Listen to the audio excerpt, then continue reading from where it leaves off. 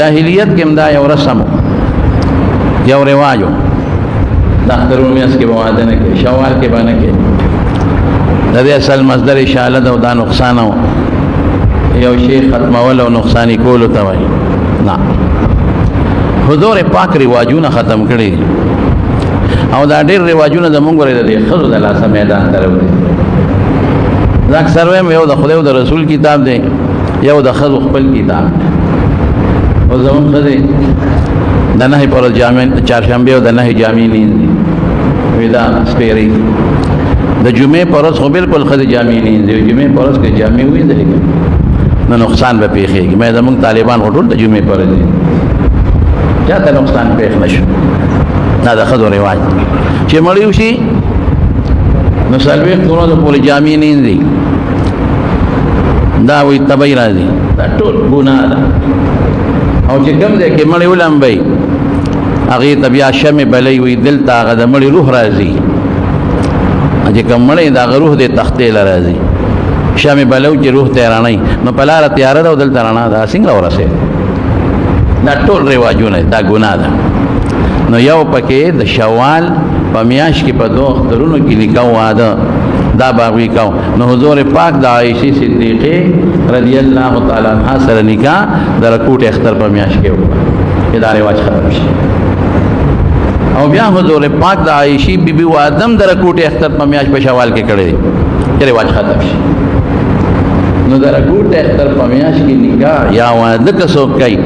او په دې نیت کې چې زم دا پیغمبر مبارک تابعداري کوم چې دا رواج ختم شي نو دا سنت دی او دا ډېر لوی اجر او ثواب دی بیبي عائشہ صدیقه رضی الله تعالی عنها سوي وی زمانہ بختور خدای بل نشتا وی ډېر بختور وی خلک وی چې پر کوټ اختر کې نکاح واده سپیره دی وی زمان نکاح واده دواړه پر کوټ اختر میاش کې شوی دی او زمانه وی بختور خدای بل کبا وی دا هغه بختور خدای چې حضور پاک زما سینې ته ډډه والے او زما په سینې خوا کې غیږ کې راغ نه ساو دی وی دا هغه بختور خدای چې زما کوټه کې د دواړو جهان مبارک سردار دفن شوی دی او دا هغه بختور خدای چې اخر وخت زما د حضور پاک مبارک لاړې خدای یو ځای کړی زما سینې ته ډډه والے و او دې کې زما رور راغی عبدالرحمن هغه سره په لاس کې مسواک نو رسول الله مبارک ته په شوق پتاو کاته نو زه پوه شم چې مسواک ته ځل کېږي مې د الله رسول مسواک ته شوق کېږي په سر مبارک وړه خو نه نو ما غرا واغشت نو کلکو نو ما په غاپونو کې بچکونه ولګول زور مې ورکو نرم مې که پوس مې کنه حضور پاک لا مې ورکو نو هغه داسې خپل مسواک ومګه داسې خپل چې په جون کې دونه خشته مسواک ته نو مګري نو بیا مال راک نو چې راک نو مې دا خو حضور پاک د لاړو مبارک ولون مسواک ته نو ما زر په خپل خپل کې و او لاړې مې تیر کړې وې د سونه بختور خدام چې اخر وخت زما او د رسول الله مبارک لاړې خدای یو ځای کړې او واده نکاح په شوال کې یعنی هغه وخت جاهلیت زمانه هغه رواجونه بعض خلکو با دا زړه ناغشته چې او خدا چل کېږي دا خدا چل کېږي او دا خدا چل کېږي نو یو ودونه د رکوټ اختر په میاش کې ونکاح دا سنت شو چې دا نیت په کې ویلې لوي ثواب نمبر 2 شپږ روزې په دې میاش کې نیول دا ډېر لوی ثواب دی نبی کریم صلی الله علیه وسلم فرمایي چې د رمضان روزې ونیول د رکوټ اختر په میاش کې شپږ روزې نورې ونیولې کان کصيام الدهر كله دا چې ولکه چې ټول عمر روزې نیولې څومره لوی ثواب علماء لیکي وې ډېر روزې د رمضان وي او شپږ دا شوي نو 300 شپې نو شپږ ډېر شوي نو دا یو نیکی بدل الله په لس ورکې ان کې شپږ دې په لسو کې ضرب ورکې 360 ته جوړي دا میاشت شي 360 د ټول کال باندې خیر دا خاصه علماء خپلغه وجبه رسول الله مبارک خبره دا سیده چې وي شپږ روزې دیونی ولې روزه رمضان نه پس لکه چې ټول عمر دې روزې نه اوس ټول عمر روزې په یو روزه سره سونه نفلی روزه چې یو نشي نو علماء لیکي نبی علیہ السلام فرمایي حدیث ته مشکات کې شته چې د نفلی یوې روزې په برکت باندې الله پاک انسان د دوزخ نه دون لری کوي لکه د زمکه اسمان میانس کې چې څومره فاصله ده دومره لکه د ځمکې اسمان منځ کې څومره فاصله نو چې ټول عمر روجې ونیسي څونه پیدا شو یوه دویم رسول الله مبارک فرمایي وایي چې په دې حیواناتو کې یو مارغه دی قاغه ورته وایي او قاغه حیات الحیوان لیکلي دي چې د دې ډېر لوی ژوند دی د دې د زرو کالو پورې ژوند شته زر کاله ډېر شي نو وایي چې دا د خپل جالې نه بچي پاسي او پر شروع کی او تر مرګ پورې یو شان پروي دانې له خوراک لدا کوزه نشي نو چې دې څومره پرو نو دومره به رب العالمین د یوې روجې په برکت د جهنم نه لري حضرت سفیان الثوری سفیان ابن سعید الثوری دوی محدث امیر المؤمنین فی الحدیث په حدیثو کې بادشاہ دی بادشاہ او د دې ټولو امام بخاری ترمذی ابو داود د دې ټولو په استادانو کې هغه خپل واقع په خپل وای په مکه مکرمه کې هغه زمانہ کې خودم را راشنو چې دا اوس کم راشته یو مسافر کس هغه سره می تعلق جوړ شو بس هغه یو ځای بم طوافم کوم یو ځای بم ناشته کول یو ځای بم روټه خوراک کو داغي غریب سنو او سفیان ثوری خو محدث ته څنګه محدث ته عبد الله ابن مبارک وی ما په خوب کې ولید عبد الله ابن مبارک امیر المؤمنین فی الحدیث ته د حدیث بادشاہ وی سفیان میں په خوب کې ولید د مرګ نه پس مې الله د سره سوکړل څه حال دی وی د رسول الله مبارک او داغه د صحابه په میاس کې ناشته هغه خواله خدای رسول او عجیبه یو امیر په خدای مهربانه کړ امیر هغه ته سفیان ثوری سے زبر تعالی روزانه یو جوړه جامع را لګم باچه دا بل جوړه دی بس روزانه به یو نه جوړا شي هغه زمانه جوړه اسانه وي دا څه باندې ویل کده موږ دا یو لنګ به ور پرتوک په باندې یو به صدر د کمیس په دیتا د دردی او د ټیلر د ګندلو ضرورت به پکې نو کله خلک کمیس سمچو ولنګ به عموما نه چاو نو هغه امیر با سفیان ثوری صاحب له پکال کې 365 315 پیته جوړه را لګلې 315 نو چې دا یو جوړنن واچولا او سار به دویمه اچولن غلون به خیراتی جره ورکړه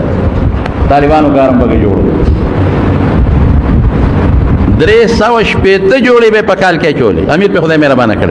الله په ځل کې واچي د بعد انسان په لکه خدای واچي چې د نیک سړي سره مدد وکړه او کې و سره مدد هغه سفیان ثوری وی د غیلک سره تعلق دوستانه او شغل وی مې تیمارداري وکړه علاج ملا چې هغه وخت سو خدمت مې وکړه وی ما چې الک است بیمار او ژوند او مرګ الله لاس کې دي سو وصیت وی چې بس وصیت مې ده چې ځکه مرشم نو یو مال غسل ده خپل دویم دا چې ما دفن بکینو ما به قبر ته تخته او دریم دا چې کله د ما د قبر نه خلق خوارش نو تبه لګ نه دی تبه د ما قبر ته لګ سات ناشته ور ډیر ګران کار دا مرګ نه دا ډیر ګران کار سړی چې د مرګ بلار یو ځل ور روان شو کنه نو مخ کې ډیر زیات شپولونه دی او غنی دی او چا کړی خزا بچی مال دولت ارس پاتې دي نو مال با کینه به ولې بکینه وی مال به فرشتي راځي او مال به تاسو کې رب دې سوک رسول الله صلی الله علیه وسلم متعلق به تاسو کې او د دین اسلام متعلق تاسو بکیږي نو چې تر اعتبار ناشته نو زما به لګیو پټي اونس پیدا شي چې جوابونه به خدای پاک مهرباني پټي کوي حضرت سفیان ثوری فرمایي چې دې غریب وفات شو چې وفات شنو ما ولا غسل ورک دا مسله یاد اوساته غسل بهتر دادی چې هر انسان خپل بچي ورک یا خپل ډور ورک سفیان ثوری رحمت الله علیه فرمایي غسل می ورک کفن می ولا ورک چې کفن می ولا ورک لاړو قبرم ولو کنه جنازم په حرم مبارک کې وي دفنم خلق لاړ رخصت شو دې قبر سره خوا کې لکه راستم در د وصیت دې ما مرګره دې مسافر دې ودی درمیان کې زمسترګي ورله وجسترګي ورله هغه مسافر مرګره مړې هغه په خوب کینم او یو خشته باغ دی او یو چمن دی پاګه کې چکرې لګي ما وته وی الله سره سوکل وی سفیان بستا ته مې سجدت نشتا زکه زینو زه خدای پاک نه پنه جنت ته رسول دا کم چمن او باغ چینه دا جنت باغ او چمن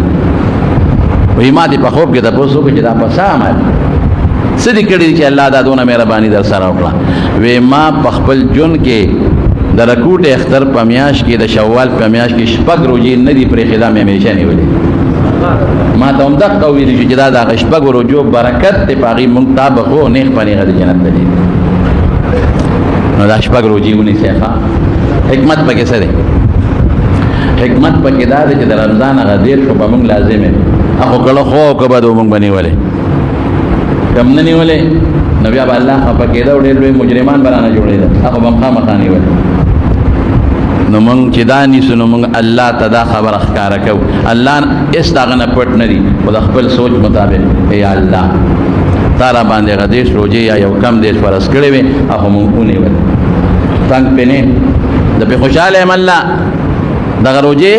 د رمضان تیرې شو د پې خوشحاله یم او د خوشحالېدو نښه مې دا ده چې یو شپږ دا د خیراتي نورې ورپسې نیسم. که زه په هغې خوشحاله نوم دا به مې نه نیولې هغې باندې خوشحاله یم. یو شپږ نورې لکه مثلا یو سړی ته راولي مزدورۍ ده او د هغه د 2 بجو پورې کاري او ته وایې چېرې 2 بجو پورې کار وکړه خو دا مزدور غریب تنګ شوي دي. مزدور درته څه وایي؟ وایي زه نه یم تنګ 2 بجو پورې ستا ټایم و مې دله وکړه یو 2 ګنټې راله زیاتي د الله په نامه کوم کار ته به په هغې به دونه نه خوشحاله لکه په دې کې څونه خوشحاله ولې مالک وایي د کې اخلاص ډېر زیات دې ستړی دی او بیا هم ماله کار کوي. دقه رنګې رب العالمین چې ته دا شپږ روزې ونیسې نو الله به یو ګوره د ما بنده که نه زما چې پې پورې وې قرض اخو بې خامخا دا دې نورې ورپسې زیاتي نیسي نو الله پې ډېر خوشحالوي. نو انشاءالله العزیز څومره ملګري چې بیمار نه بعضې به بیماران نو د شوال دا شپږ روزې ونیسي انشاءالله وایي. او زما دا بیان دا زنانه ته ورسوي. زنانه په عبادت کې ډېرې زیاتې تکړه او چې هغې یې ونیسي ستاسو به هم ثواب وشي او د هغې به هم ثواب وشي. او دا شپږ روزې په کومه طریقه نیول بهتر دی؟ زموږ بعضې علما وایي پرله پسې ونیسه لیکن راجح قول دا دی رسول الله صلی الله علیه وسلم د صیام داودی صفت کړی. د داود علیه السلام روزې به څنګه وي؟ واوره دې ته روزې وایي. یو ورځ به روزه وه یو ورځ به کوجه وه بیا به یو ورځ روزه وه په بل ورځ به کوجه وه بیا روزه بیا کوجه. دا ګرانې مې وجود هم پې مضبوط دي ځکه چې یو ورځ کوجه شي نو خوراک سړی خو طاقتمن شي او دا یو شان روزې ستا نه دا چې پکې وقفې کې دا لږ ګرانېږي. نبی کریم صلی الله علیه وسلم فرمای الله ته ډېرې خوښې روزې د داود علیه السلام روزې کان یصوم یوما و یفطر یوما یو ورځ به روزې نیولې او یو ورځ به روزه نه نیوله. نو بهتره دا ده چې دا شپږ په داسې انداز ونیسي چې نن دې روزې او سبا روزه بیا دې روزې او بیا دې کوجې داسې ونیسي انشاءالله. او که په چا د رمضان روزې پاتې قضا پې پاتې نو که ډېر داسې په تکلیف کې او لږ ښه شوي نو یریږي چې هسې نه مړ نه شم نو بیا خو قضا کوي هرې مخکې. او که نه صحت یې بلکل برابر شوی دی نو هغه قضا خیر دی په بله میاشت کې بیا نیوی شي. دا شپږ روزې دې ونیسي مخکې ځکه دا شپږ د شوال په بله میاشت کې هغه فضیلت نه لري. دا خو د شپږو روزو متعلق خبره شوه انشاءالله. شپږ روزې بل د ژوند او د مرګ هېڅ پته نه لري. څنګه دغه مسافر ملګري وفات کېده نو په زړه کې یو یاره وه ځکه او سفیان ثوري دی ما ته به د قبر خوا کې کښېنې نو زړه کې د مرګ په وخت کې مرګ خو نه دی معلوم خو هر وخت کې په دې خپل زړه کې یو یاره راوستل پکار په دې خپل زړه کې یو هیبت او یو یاره راوستل پکار. د دې متعلق یو حدیث کې راځي نبی علیه السلام مبارک د یو صحابي تپوس کړله چې ورغې نو هغه د مرګ په جاله کې وغري. رسول الله صلی الله علیه وسلم ته تپوس وکړ کیف تجدک ځان څنګه یې مونې دې وخت کې څه حال دی او ورته څه وایي؟ وایي د الله رسوله دې وخت کې مې یو د ګناه نه په زړه کې یره ډېره زیاته پرته ده الله نه یېرېږم خوف پرې یېرېږم او دویم مې د الله د رحم امید هم ده چې الله به راباندې رحم کوي رجا ورته دا دوه څیزونه نبی کریم صلی الله علیه وسلم فرمایل په دې وخت کې چې د کوم انسان په زړه کې دا دوه څیزونه راشي یو یره چې ما سره به الله څه کوي مخکې قبر دی ځنکدن دی او بیا ډېرې قصې پسې دي الله به څه کوي چې دا یره راشي او دویم تمې په زړه کې راشي د الله د رحم چې که زه ډېر زیات ګناهګار یم او زمونږ رب ډېر زیات مهربانه دا دوه څیزونه چې راشي بس دا د کامیابۍ نښه ده. رسول الله مبارک فرمایي وایي چې د کوم څیز نه یریږي د هغې نه به خدای بچ کړي او چې کوم څیز ته تمه ده الله به ول هغه ورکړي. نو دواړه څیزونه به په زړه کې ساتئ، هم تمه د خدای لره هم یم. مولانا نبي جګر صاحب د خدای پاک وبخښي وایي دکان کې ناست وم په کورسۍ د هغه بالا ماړی کې یو دکان کې دا میډیکل سټور کې به ناست کله به مونږ ورلو سره به کېناست وایي په دکان کې هغه خاص کورسۍ وه وایي دې کې یو ملنګ غوندې سړی راغی دا تورې جامې جوړې دي او سیخ دی ورسره داسې کونټه یې ورسره سیخ وایي چې څنګه راغی وایي هغه سیخ یې د ځمکې داسې راوبراو یو شرنګ یې نارې کړی وایي ما ته وایي چې هغه بجلیګر دی مې چې خدای سړی په سب جنجال ورځي په مونږ دا شی را ټک نه وایي دا څه په مصیبت ورېده لکه چې غټ سیخ دی ورسره اوس مکې ټک ورکړو داسې ښه په غوسه کې بجلیګر دی چې خدای بلا نه مې خلاص کړي دا څه په جنجال وړېدم. نو هغه وایي بس زه غلی شم نو ګوره ته ټول عمر خلکو ته جنت خبرې کې جنت دی او جنت دی او جنت لبه دی او جنت لبه دی په لږو لږو خبرو خلک جنت ته رسې اوس دقرې د دوزخ نه رالم او دا سیخ مې پکې واو ښه مې غرغنډه کړی دی او که بیا دې بسر تش د جنت خبره کړو د دوزخ دې ونه کړه دا سیخ دل په دا خېټه کې در باندې چې بابا توبه معافي دواړه به کوو. قرآن شریف کې رب العالمین یو خوا د جنت ذکر کوي بل خوا د دوزخ ذکر کوي ورپسې بل آیات کې د دوزخ ذکر کوي ورپسې د جنت ذکر کوي دواړه کوي. دې کې څه فایده ده چې دواړه د جنت او د دوزخ ذکر کوي دې کې دی چې د جنت خوشحالو ته اته واورې او د جنت خوشحالی هغه ته زده کې ستا به جنت ته او د الله نعمتونو ته شوق پیدا شي او خوا کې ورسره د دوزخ ذکر کوي دا ولې دې دپاره دوزخ ذکر کوي چې ستا په زړه کې یره پیدا شي یا بعضې خلک خوب وویني ډېر خلک موږ ته وایي یاره چې بېګا مې یو ډېر خطرناک خوب لیدی څنګه خطرناک په خوب کې مې د محشر یعنی د حساب کتاب میدان ولید یاره په خوب کې مې دوزخ ولید نو یریږي غریب او رپیږي دا خطرناک خوب نه دی ګوره دا ښه خوب دی